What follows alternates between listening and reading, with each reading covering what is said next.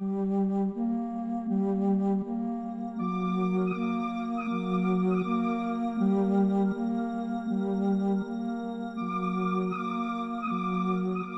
Sol, né, também é uma estrela.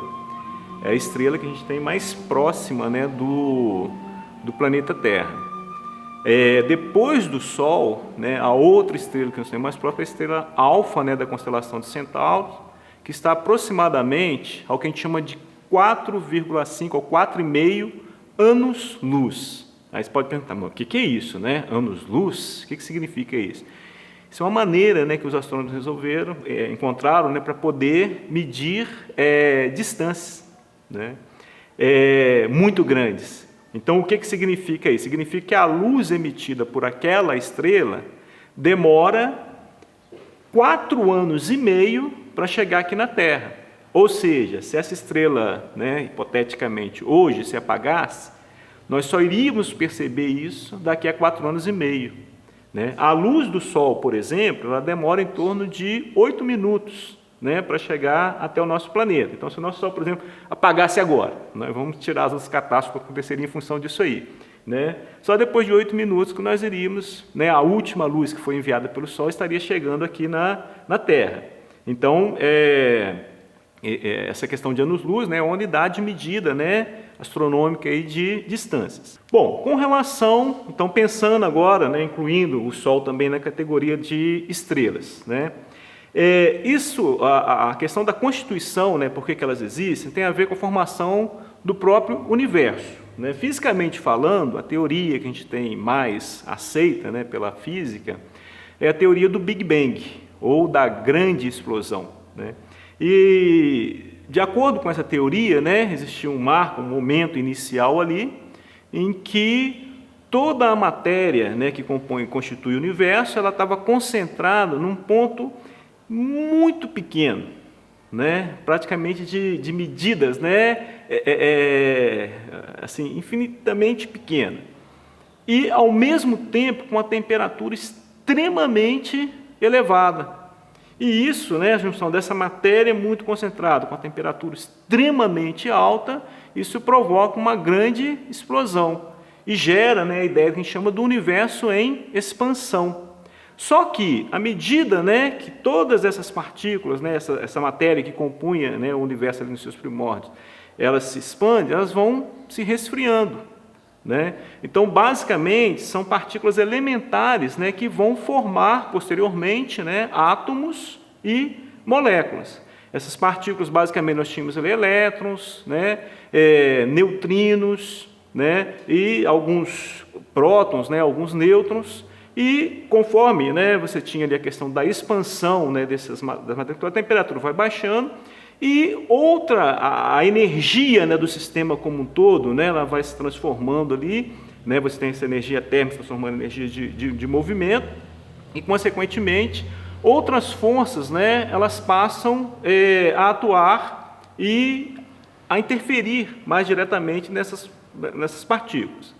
Então, para a gente entender um pouco isso, talvez as forças fundamentais a gente tem que entender a força gravitacional, né, e também a gente chama de força nuclear, né, forte, que são forças muito poderosas, né, digamos assim, da natureza.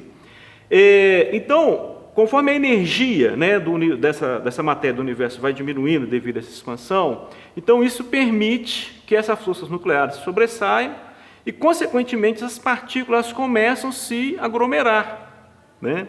E, dentre essas partículas se aglomerando, a gente tem partículas por exemplo, que vão começar a formar elementos simples, né? O hidrogênio, por exemplo, que é o nosso elemento mais simples, que é formado, né, por um próton, né, que é uma partícula de carga positiva, e um elétron.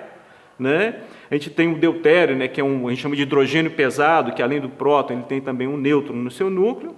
Né? Então, isso vai permitir que essas partículas se unam e, comprimidas, né, pela chamada força nuclear forte, né? Elas vão se atraindo umas às outras.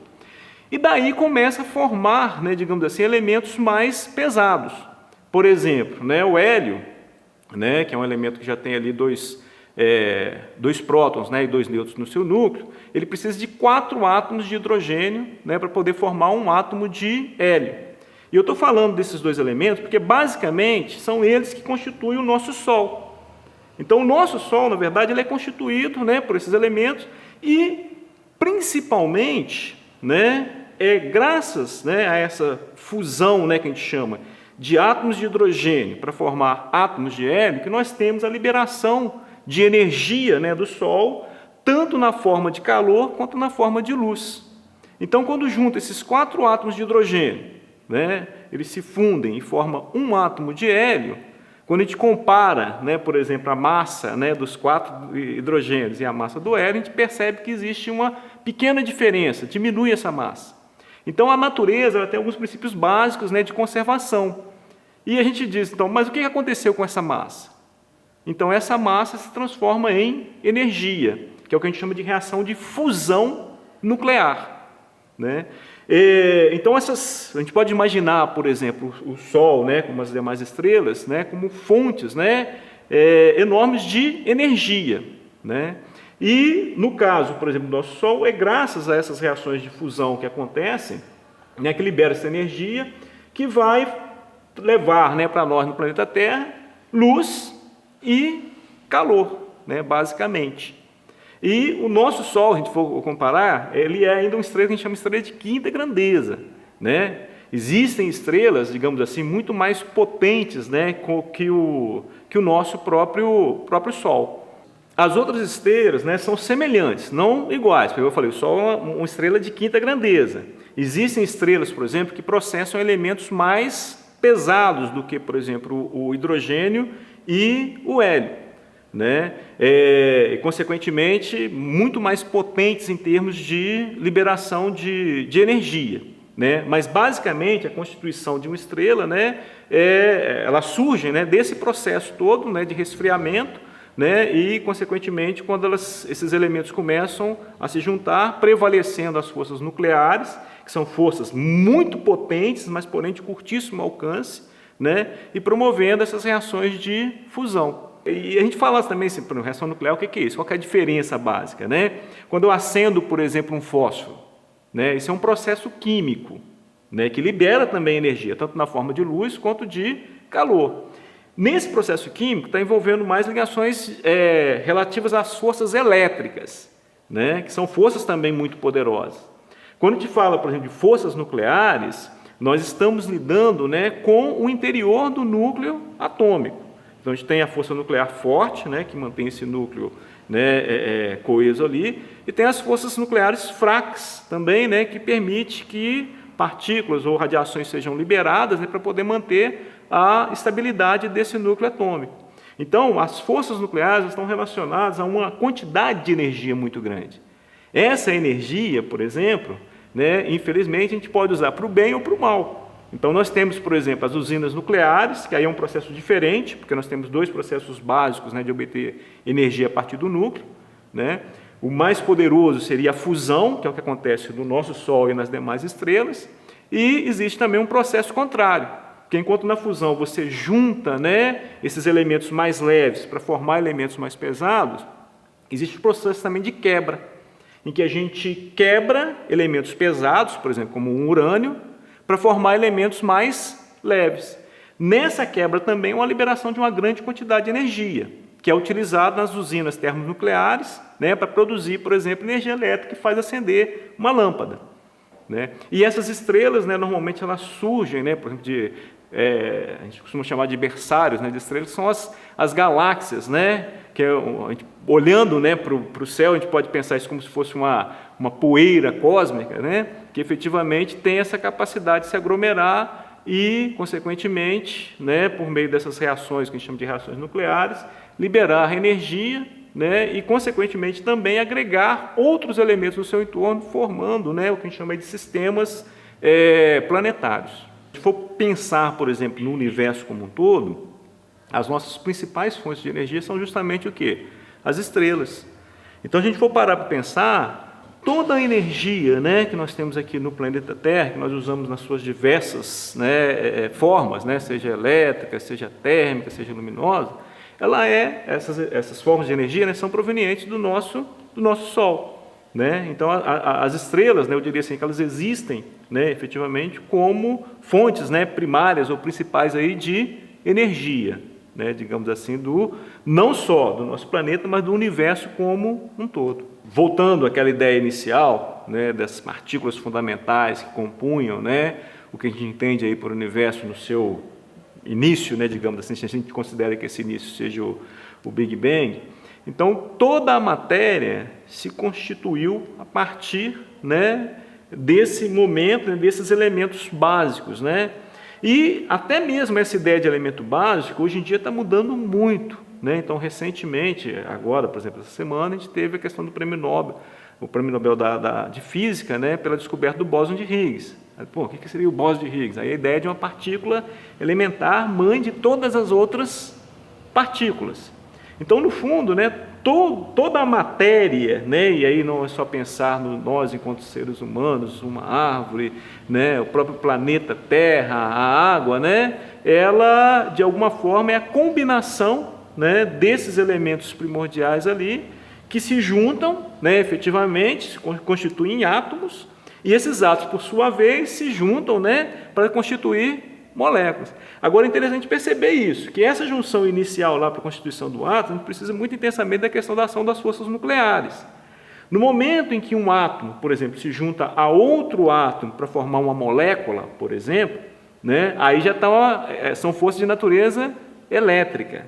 Né? Uma molécula se cola a outra molécula para formar um tecido, para formar, por exemplo, a superfície dessa mesa aqui, também é uma cola de origem elétrica, é a natureza elétrica da matéria que permite, né, você constituir. Então, no fundo, né, todos nós, e tudo, né, que existe, né, no universo é proveniente, né, dessa matéria, né, fundamental, dessa matéria inicial, né, da época lá do Big Bang.